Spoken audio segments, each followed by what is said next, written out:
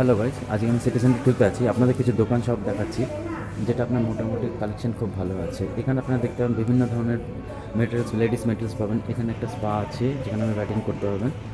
এখানে বাচ্চাদের একটা নতুন শপ খুলেছে, যে শপটা ভ্যারাইটিস কালেকশনস আছে, দেখতে পান এখানে। ঠিক আছে, এটা কালেকশন।